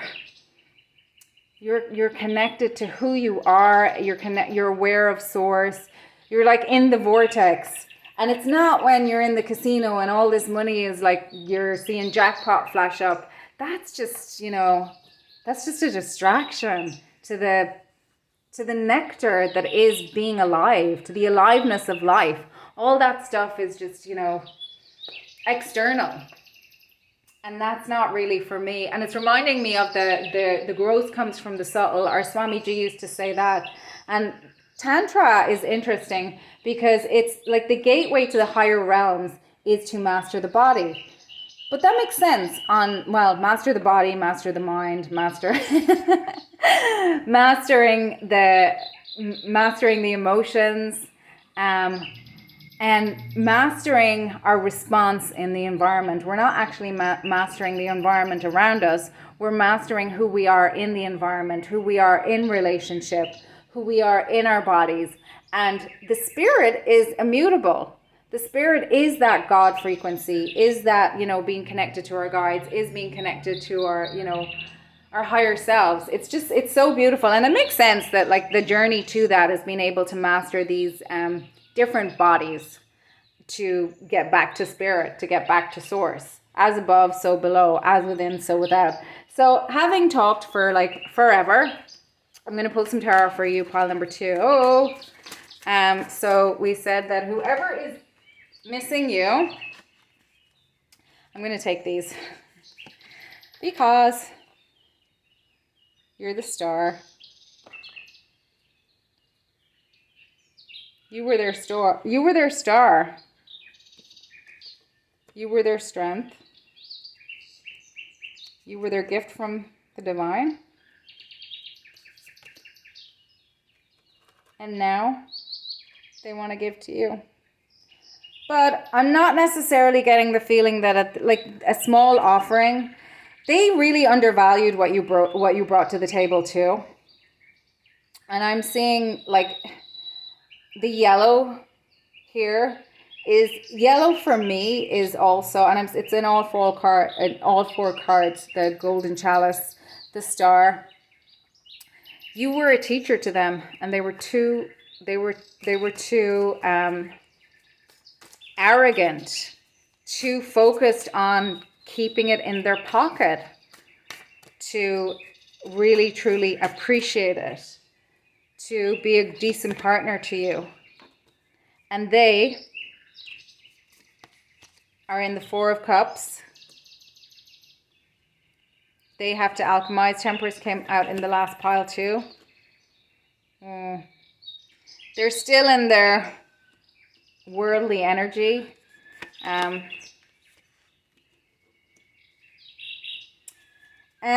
the Knight of Cups for them.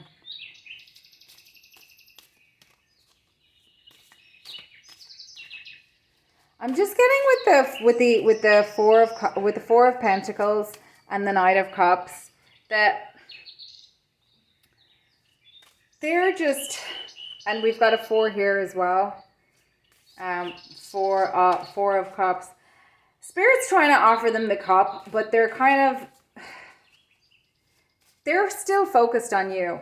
They want to come towards you and say, look, I've changed, da da da da da. But they still haven't learned.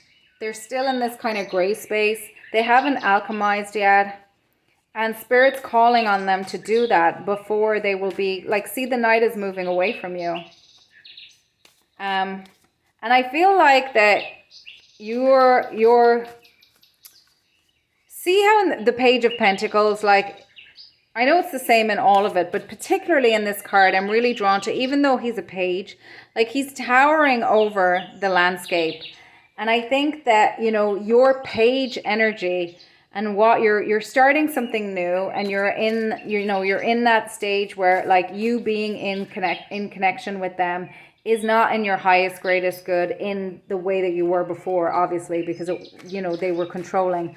Until they learn to not, like, keep everything, their heart blocked off, and, like, be dealing in their head, and, like, see his feet are stomped down on the pentacles as well, and he's almost sitting on the town. Until he can stand up, get off the, it's kind of like a false throne.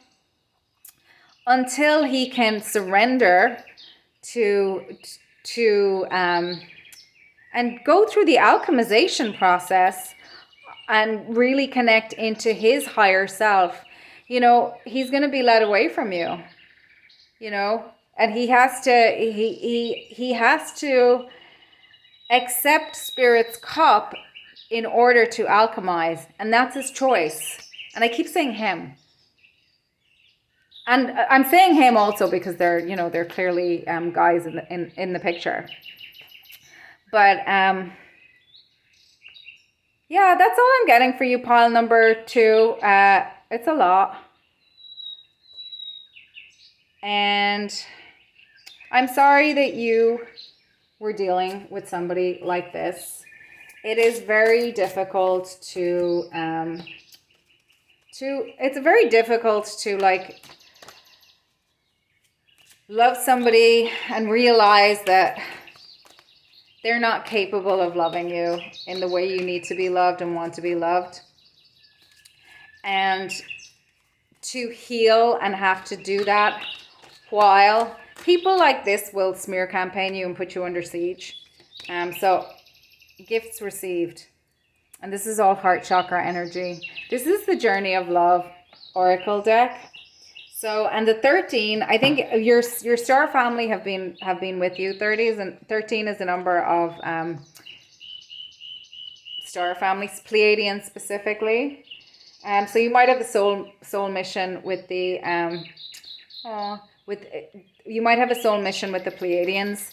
But I'm just seeing the velvet green lusciousness of nature, and this is what it says in the books. Relax. It's okay to accept what is coming your way now, gentle soul.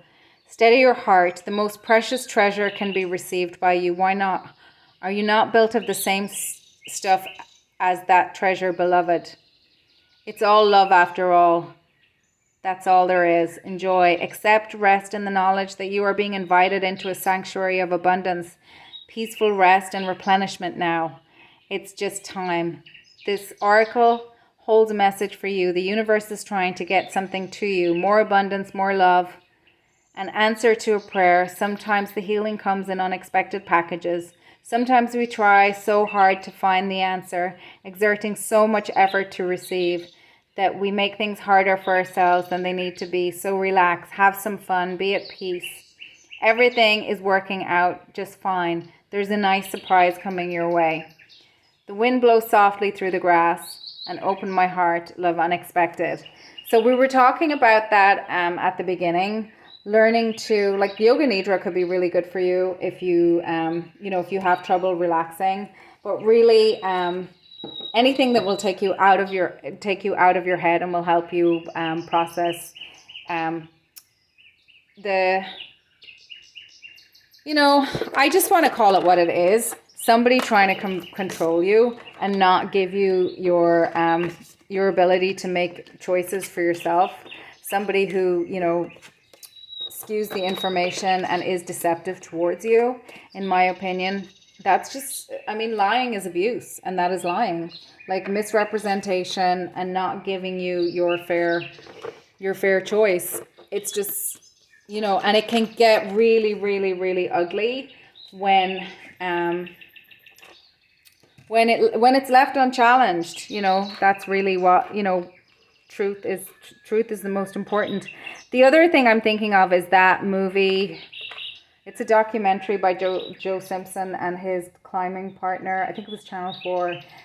Is it called The End? No, The End of the Line is the fishing one. Touching the Void, actually. That might be good for you, pile number 2. Touching the Void is they were rock climbers back in South America in the 80s, I think, or 90s. And they were young guys, you know, 21 and 25 or something like that. But one of them ended up having to cut the rope. And it was just the story of, like, sometimes you just have to cut the cord. It's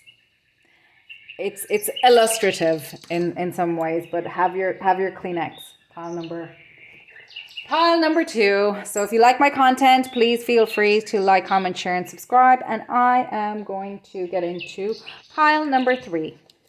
So pile number 3, we have this bell for you. I'm just going to take some water.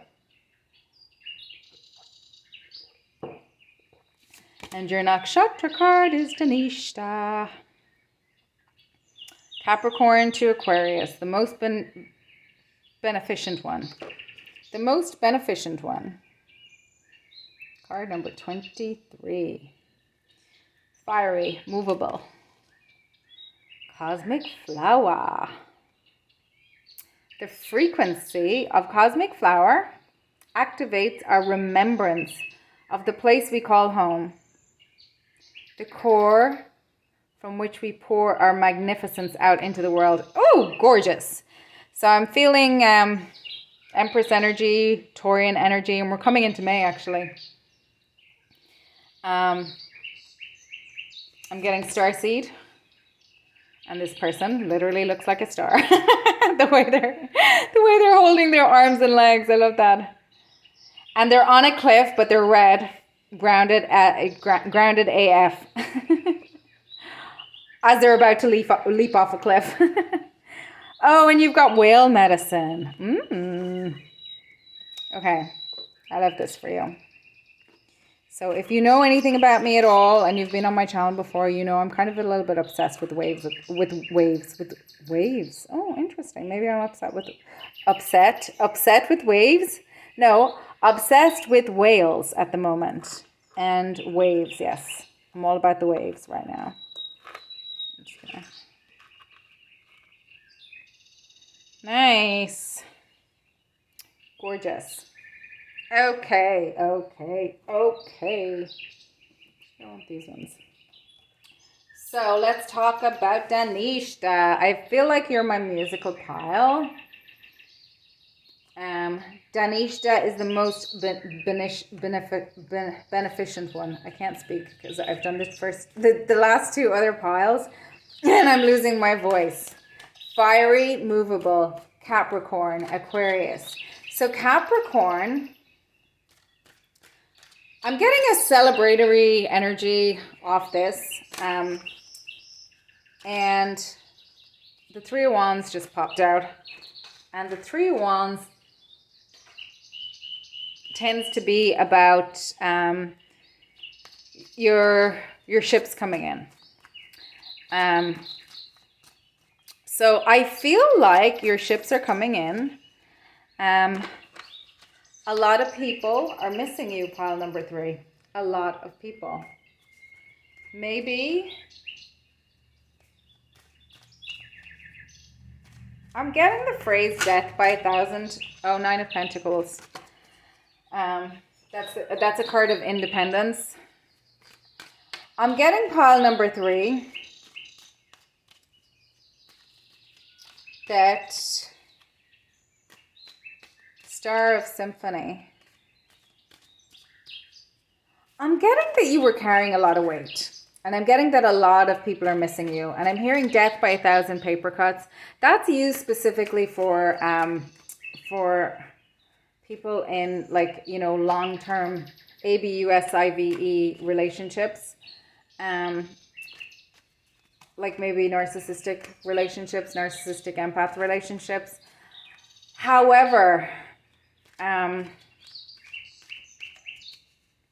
what I'm getting for you is that the death by 1,000 paper cuts was you were very sociable and you were around a lot of people who you had a big network, let's say, but not a lot of community. And you learned the difference between the two of those by people not showing up for you. And being around superficial people and not really understanding that you were in a lot. I'm seeing the lives of the many outweigh the lives of the one, and that's from Spock said that, I think, in the second Star Trek. And he sacrifices himself. So I'm getting this self-sacrificing energy. I think you were around a lot of people who kind of guilt tripped you, and you know, I'm hearing it's all right for her, it's all right for him. It's all right for them, they, blah, blah, blah. Insert excuse here as to why somebody can take help from you, but when, you know, when it comes to needing the support, they're busy, they leave you on red, or that you went through something horrific and people didn't show up for you, something like that. So it could have been any of those kind of things. And I think you're very sparkly and very sociable, and you had, people liked being around you, but fair weather friends, that's the word I'm looking for. You had a lot of fair weather friends. Capricorn rules over the bones, the skin, the joints, and the knees. And then Aquarius, that rules over the ankles and the circulation and the shins. So we've got a lot to do with kind of movement in the body and rhythm and dance going on with those that I'm getting from those two signs for Danishta. And then we have Mars energy, and Mars is like Mars people, like it's a fire sign. But moving things through the body and being physical can be a good, which makes sense with you know, kind of dance as well. So moving, you might, you know, that it's reminding me of that phrase, tears of a clown. People might have seen you kind of do something colorful and, you know, kind of being brighter because I feel like your low, you did in private, or even at your low, you're still able to carry quite a lot. You're still quite nimble. You're still quite able to perform. You're still quite able to like be very responsible with your own energy, probably until you're not. And that's what I'm getting. Like when you went over a cliff, there was no one there to there's either nobody at the bottom, or there's nobody there, or maybe somebody pushed you over, or maybe somebody was pushing you over and everybody else was at the party but just ignoring that you know that this was happening to you. I'm really getting a one to many vibe with this one. Pile number 3. So I'm also seeing Gulliver's Travels. I'm hearing this phrase, well, it took a lot to take you out. And that reminds me of, look at how massive whales are. Like relative to humans, they're huge. So you had whale energy. And for me, whales are galactic beings. They're absolutely, I keep saying this in all my readings, they've absolutely been galactic beings. But this is the first time I've actually pulled whale medicine card.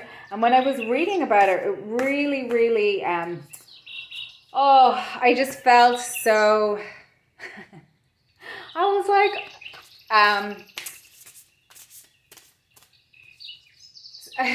connected is the word I want to use. I remember when Free Willy came out back in the day, and I was really young when it came out, and I remember like I wanted, before that, I've always had a connection to the sea, and I've always wanted to kind of be in the sea. And for the last few, like not necessarily as a mermaid, but like being in the sea feels good to me, much more so than being in a pool. And just the beauty of the sea, but also just the feeling of being in the sea. There's something about the nourishment and the richment. It's like it's a whole, and there's, you know, the moon, I'm seeing the moon card, like there's, and Pisces and Neptune. There's a dreaminess about it that's really kind of like almost I want to say this, the light side of the siren kind of call. Not being called, but I guess the sirens are there too, so got to watch out for that. But whale medicine, whales in the folklore are said to be like they're like a swimming library, and whale carries the history of Mother Earth. And in tribal legend, whale is said to move into the earth when the earth shifted, and Lemuria went below the waves. So that's reminding me of, like, a lot of people think that Atlantis is a sunken city. And in some ways it is. But I'm getting for this pile Atlantean vibes. I'm also getting Neptunian vibes, dreamy vibes. There's a lot going on with Neptune at the moment, and Pisces at the moment. And then that's reminding me of, like, you know, you might have had to be alone. You may also be a starseed who's from one of the water planets like Mintaka or something. You might actually be able to, and with the music and the dance, like the whales have the whale song. And the whale song, when like Free Willy was one thing, but then the whale that they used for that was called Tillamook. And Tillamook's story is like just so heartbreaking. You know, they put him into they put him into captivity, obviously, because he was in captivity. But then he attacked a trainer, and he was punished. He was just kept in a cage until he died. It was horrible. Like how we can, you know, those industries are multi-billion-dollar industries, and how we can be so cruel to such immense, incredible beings, and think that we can train them. I really believe that whales, they're not like other animals. I know they're mammals and everything, but I think that they have a different, intelligence that we know how to understand. There's picture, you know, they can do things like take the, they can surgically remove the liver from a shark, which is crazy. They do all this stuff very social about playing and training their young ones. But I really feel it's their vibration and their frequency, and that they do have a language. And they say that, you know, you can't take one whale from one pod and put it with another pod, because they have their own language and their own culture, and they just wouldn't, like, it just is not you can't, it's traumatizing to the whale. And no wonder they do attack, like anyone who goes into solitary confinement, like we're not supposed to be left alone like that. And to put a whale of that size into captivity is just bananas to me. I don't know why we do it. They also said that they carry the records in their DNA of when America got settled, and they call America in that shaman lore, I guess, in some cultures, that they call America Turtle Island. And it is said that it will rise again when the fire comes from the sky. And at that stage, we're all going to, you know, humanity is going to need to unite. And that kind of speaks to me of like ascension and ascending from 3D to 5D. Like if you're stuck in certain patterns or you haven't reached and I don't think it's a physical thing. It's a, it's a raising of consciousness from 3D to 5D. But with that, our bodies and our psychic gifts and our abilities to interact and our technology is changing the way we show up. I'm thinking of Schrodinger's cat. It's like Schrodinger's evolution, if it's not observed, but it is observed. We're observing ourselves. We're supposed to be observing ourselves. Like we can't get into like a true level of collective mind, like conscious collective mind, until we learn how to master kind of our individual mind a bit better. So that's kind of like the next, I guess, the next step. And it's reminding me of, for this pile, the cosmic flower, that's reminding me of prosperity and abundance. And, really, we've got the red here for being rooted, but at the center, so it's kind of like from the outside in, but not really. It's kind of a paradox because I'm seeing that, it's from the inside out. Like we root physically, but before we're physical, we are our heart energy. We are source light, which is the white light. And then we have to, be manifest. So we're almost like we are cosmic flowers. Humans are cosmic, like the first, Mother Gaia is a cosmic flower. We are of nature. We are nature. We're just part of the garden that is Mother Gaia. Part of the garden that is, and Mother Gaia is part of the garden that is the cosmos, is part of the garden that is our specific solar system, that is part of the garden that is, watered by cosmic rain. The whole dance that the planets are doing in concert with each other. And anyone who talks about, I guess astrology being woo-woo would not be into this, but then I guess you wouldn't be on a tarot reading. But like that interplay between astrology and energy and the physicality of it. They were talking on the news the other day about having found the life on another planet. And I remember when I was a little kid, like, you go to school and if you have, religion class, I went to Catholic school and they were like teaching us, I think the first rule the catechism, I don't even know what catechism means. I guess it's Catholic dogma. Oh my goodness. God is our God the Father. So I can't even remember what it is. But, he was omniscient and omnipotent and, and that's just supreme energy. And by supreme, I just mean the highest, most purest force. It is consciousness, and we're all trying to walk each other home, and we're all on different journeys. And I'm not just talking about you and me on planet Earth. I'm talking about like other planets and other solar systems. Like they have us believing that, it's crazy to think that life could exist on another planet when at the same time we're supposed to believe in an infinite God. Like that the math ain't mathing for me. I'm not saying that there are aliens and I'm not telling you what to believe, but I feel like you guys are starseeds. And I feel like you definitely had some lives on Mintaka or something, and you may even be incarnate from just another realm entirely, just because you had lifetimes on Mintaka or one of the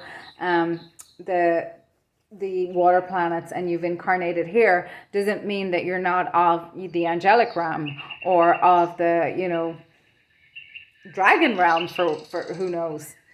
You might be a cosmic dragon. So back to whale. It's reminding me of the whale is said like a whales feel emotions as well, and they're able to understand this, and they notice that, like, they have rituals when one of them in their pod passes. They have rituals that they go through when the mother loses the baby whale, when it's captured. There's like, it's evident that whales have emotions. They're not just reacting in their body. It's not just survival. And it's that dance about the emotional and the physical. Whales are very, their brains are huge. Their heads are huge, which means that they have a brain capacity that is beyond our comprehension and what that means. And I was listening to Rick O'Barry. He was talking on some podcast. I can't remember what it was, but he was discussing the basically the timeline of humanity in relative to like whales. And it was something like we were literally, I don't know, it's like we are about 1/500th of the lifespan of the existence of whales or something. And that just really speaks to me that they're far more advanced than we are. We're just too dumb to know it. And they communicate with us on a different level. But again, we don't have the consciousness yet to understand what they're doing with us and for us and how dumb we are. I know there has been some ones who've like deliberately hurt their trainers, because we shouldn't be training whales because we're not training them. They're just as best that they can until we drive them stark, raving mad with pain and sending them into demented places through our absolute human cruelty, in my opinion.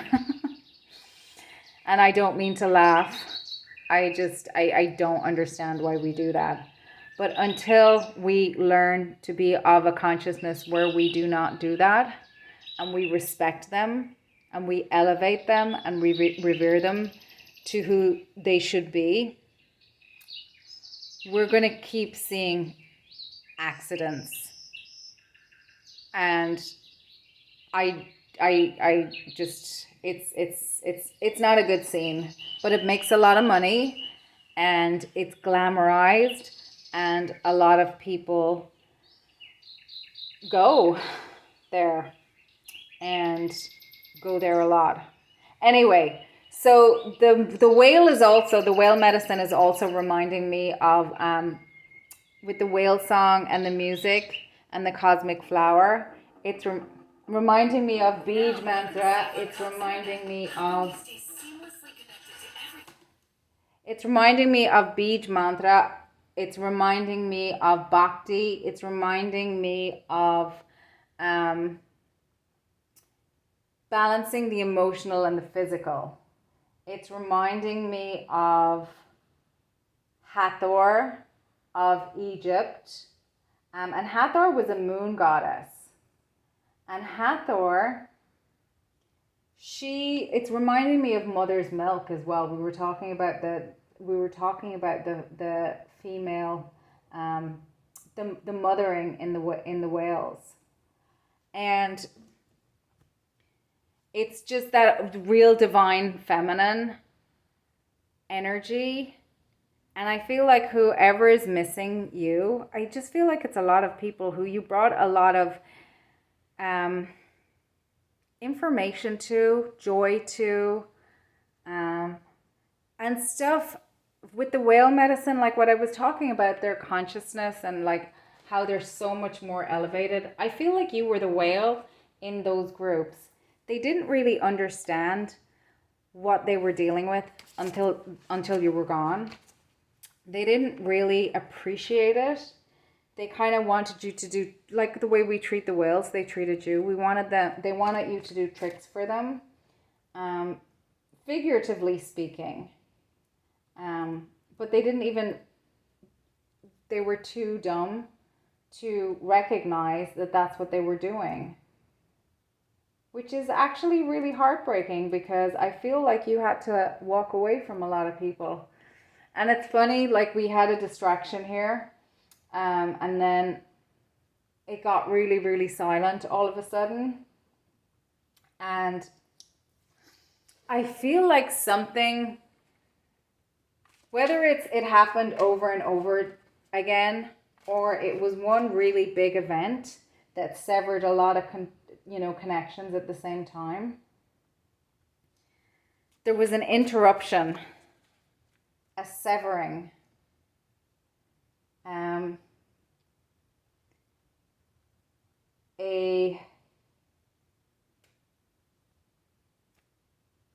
just going off a cliff energy. I'm getting Thelma and Louise. It's I'm getting a really kind of like I'm feeling a sadness. And the whale, the depths, like whales can go really deep for a really, really long time, but then they do have to come up for air. So I feel like you really have to dig deep into your emotions. And now these people are having to do that. And I again getting the group versus one, or the group to one dynamic. So I think either this happened a bunch of times over, or it happened really one big thing where a lot of connections were lost, and you had to walk away. So on this side, we've got that's the Magician, the Ace of Fire, the Ace of Wands, Temperance. Temperance has come up in all three piles, actually. 8 of Wands and 2 of Wands. Tower, 6 of Cups, Ace of Swords, 8 of Pentacles. I'm going to pull one more. And 6 of Wands. So I'm getting that you had to, you're a very good manifester. And you had to really get creative. And you had to start afresh. And you had to temper yourself out. You're looking to the future. You're looking to building, out in the horizons, building something new. And it's coming in quickly. And through your energy, through this cosmic flower, now that you've tempered out, because you had to temper after pretty much, and you had to get real creative and just find, your flame within to be even able to go on this journey. And you started a new journey.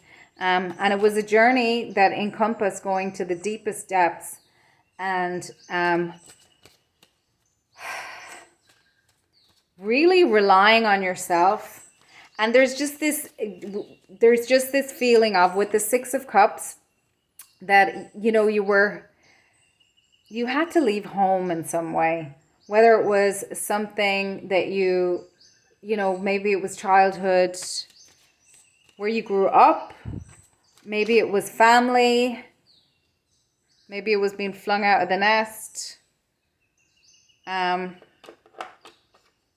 in order to have success, which would be, so your leaving caused a tower. And the people that you left behind, that you had a 6 of Cups for me is like, this kind of innocent, in this spread anyway, it's this kind of innocent connection with, like this, you thought we were all in the playground, just out here trying to do our best. And maybe they did too, but maybe you have different versions of what that is. Maybe they're like, that just means we meet for pizza once a month. Or that just means that whatever it means. But until you left, they didn't realize how much you actually gave, how much you actually contributed to their lives. And that was a tower moment for them. And the other thing is, like, in order to notice that you were gone, when they finally noticed that you weren't coming back, because who's missing you? When they finally noticed that you weren't coming back, they had to ask themselves why somebody would leave them.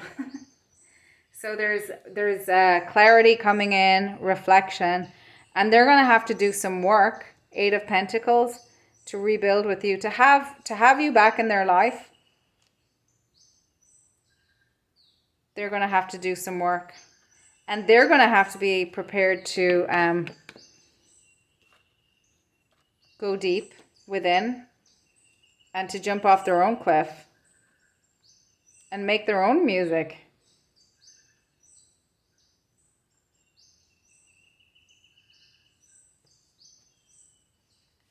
Daughter of Air. So that is Page of Swords.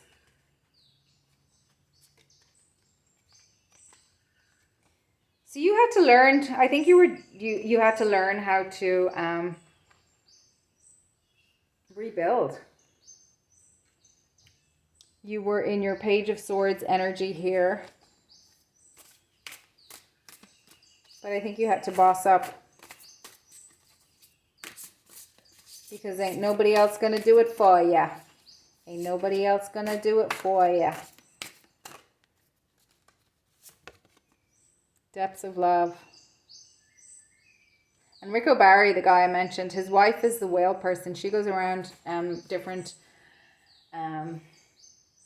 she goes around to whales in captivity. I think specifically orcas, because I think they're the most valuable to have in captivity that people actually want to see. She goes around and checks on them, and he's the dolphin guy. I think he actually trained Flipper from the TV show back in the day, and then he decided that he wanted to stop the dolphin shows and treat the dolphins with the respect that they deserve and they should get. Oh my gosh. So you've got let go of fear, jump into love, let go beyond attachments. So I think you had to, dive deep, and you had to connect into your own wisdom, your innate wisdom. You're like reconnect with your higher self, your soul fam, and your star family. Maybe again, we've got dolphin, whale, and we've got water here. So I'm really strongly getting you're very connected to water. You're highly intuitive. You've had to transform, and this is you. You're just you're just radiant and beautiful and gorgeous, and your energy is something that people, they probably credited themselves for a lot of what you were bringing. And see, even emergence is in sacral chakra. You're really, I'm just getting this, as above, so below. But you're just like this. You radiate in the other realms, and you radiate here. You're like just this cosmic flower. You're blooming on earth, and you're blooming above in other realms. Like, I just don't even know how to. You're cosmic flower, like a flower of light that is being planted in this earth. And I think that you're unique, and other people didn't know how unique you were until you went away, and after your own temperance, you are emerging into the next phase of your life. Lemurian origin, flow, timeless, adaptable, free, take your time. Yeah, there's no rush. And dolphins signify joy as well. Just, wherever you are in your journey, there is time to, you're exactly where you need to be. Processing the emotions. Maybe you've processed them already and you're here. But looking to the stars, just that companionship is coming in for you with your soul fam. And it doesn't mean that you're necessarily like whoever's missing you. I'm not seeing that it's off the cards or it's off the table. There is the possibility, but they need to deal with the reality of their own tower. They need a new worldview. They need a new view of you. They need to treat you with the care and compassion that you would treat your own child with if you're a healthy parent. and deal with the clarity of who they are and who they were in the relationship and what friendship means to them, or partnership or family or whatever ship ended. And because I'm seeing it as a many to one, I'm kind of seeing it as probably either multiple situations over a period of time, possibly multiple areas, and possibly, multiple communities as well. And then we have owl medicine. Loving eyes see all, equanimity, see the truth, step back. So yeah, you might still be in this, like the two of these. So these are both kind of like nighttime cards. So you might be in a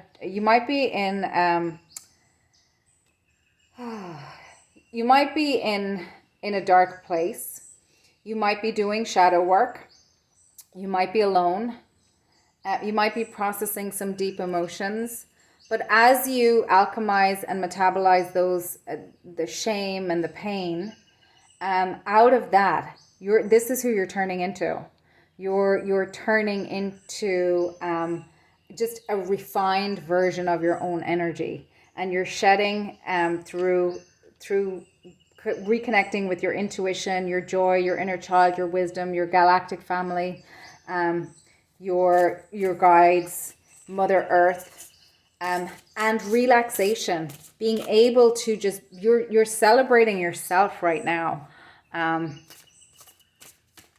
And if that's not something that you're feeling in your emotions, your spirit is doing that, and it's coming through for you. So I think that if I know that like dance, earth and air. I don't know why that came out, but it's beautiful, earth and air. So that's kind of telling me that like if you're in a stage where you're ruminating, and I know I go through stages, and there was a while there, if you can see my channel, you know that I love to dance and I love to move. And I haven't actually posted in a while, but I was kind of not able to quite move, and I didn't have the energy, because like alchemizing all of this stuff, like you can't do it all at once. So you go through phases. So you don't stay in that phase. Like you do it. What's that phrase? How do you eat an elephant? One bite at a time. Like you kind of have to, sometimes you just so much gets shoved at you that you just have to deal with as much as you can to get functional again. And sometimes you're able to kind of do it in a more, if you're seeing a therapist, you can, have your weekly or your bi-weekly appointment or whatever it is. And then you do your tools during the week, and then you go back and but you're still processing stuff. But then you get to more of kind of a, the maintenance phase, where you're not having to do that really excavating work. Like, if you, I don't know why I'm thinking this up, but when you do, when you're like, when you're building a new building, like the foundation work, if it's not done properly, like the structure that you build on top is not good. And you can put all the nice things above ground that you want to, but if your foundations are rocky, like it's not going to stand, because it doesn't have the foundation to stand. And if you ever see buildings that are being built, I lived in New York for a while, and you would hear construction all the time. But if you were in a building opposite construction, it would be like it was going on forever and ever and ever. And they were always like the foundation, like all the structural stuff and all the stuff that was happening on the bottom, and the noise would go on for so long. And then it seemed like overnight, the building was built. Like it just, once the foundation was in. So you might be in that foundational space. It doesn't mean that you're like, there are times where it's just like there's so much to process that like it's really hard to actually, like I've been in that place where you're like, am I ever going to feel okay again? Like that is part of, those winter, that dark night of the soul is real. And a lot of people experience that. And if you don't have people around you that can help support that for you, can be terrifying, because you cannot know whether you're going to be okay. And if you're not okay and there's no one to take care of you, like, what are you going to do then? And that just spirals you down even more. So all those kind of nuances there. So I think that if you're not here yet, if you're not feeling the joy yet, it's coming. So take heart for that. You're very, very wise. You're very loved and protected by your star fam. You're look at you. You've got all the elements here. You've got emergence. You've got the wings. You've got the water. You've got the air. You've got the earth. You've got the wisdom. You've got the fire. You're just really, really and then you've got all you've got that beautiful spiritual frequency. You've got the etheric as well. So pile number 3, I'm going to leave it there for you. I think a lot of people are missing you. I think you're a very advanced soul. I think you were the whale medicine for a lot of people, and they didn't recognize it until you were gone. And that's on them. So if you like my content, feel free to like, comment, share, and subscribe. And I will talk to you at another reading, I hope. Take care. Sending you much love.